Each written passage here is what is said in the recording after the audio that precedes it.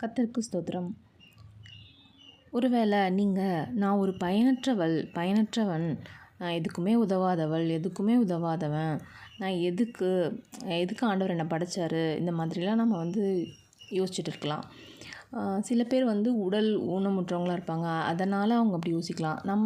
சில பேர் நினைப்பாங்க, உடல் ஊனம்லாம் அப்படிலாம் எனக்கு எதுவும் இல்லை, ஆனால் எனக்கு சில இயலாமை இருக்குது, மற்றவங்க செய்கிற மாதிரி என்னால் செய்ய முடியலை, இவங்க அப்படி பண்ணுறாங்க, அவங்க அப்படி பண்ணுறாங்க, அவங்களால அதை பண்ண முடியுது, இது நார்மலாக ஒரு பொண்ணுன்னா இதெல்லாம் பண்ணணும், ஒரு பையனா இதெல்லாம் பண்ணணும், பட் ஆனால் என்னால் அதை பண்ண முடியலை.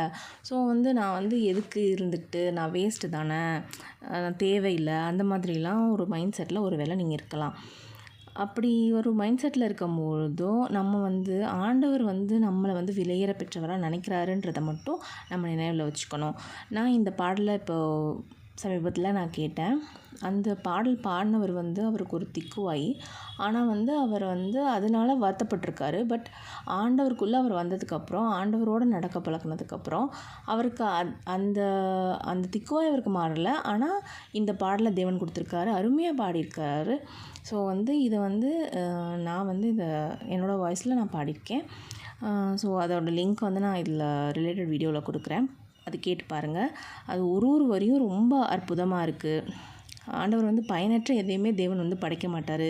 உன்னை அவர் படைச்சிருக்காரு அப்படின்னா நீ விலையேற பெற்றவன், நீ விலையேற பெற்றவள் அப்படின்றத உணர்த்தியிருக்காங்க. ஸோ அந்த பாடலில் நல்லாயிருக்கு.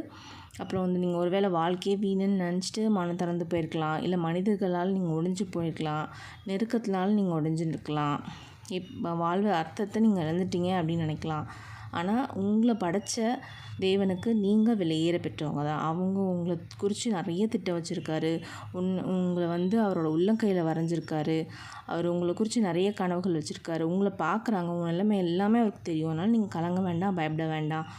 உங்களை பார்த்து படைச்சிருக்காரு தேவன். ஸோ அதனால் உங்களை தனியாக விட்டு அவர் எங்கேயுமே போக மாட்டார். ஸோ அதனால் நீங்கள் பயப்படவோ கலங்கவோ வேண்டாம். ஆண்டவர் உங்கள் கூட இருக்கார், உங்களை ஆசீர்வதிப்பார், வழி நடத்துவார். ஆமென்.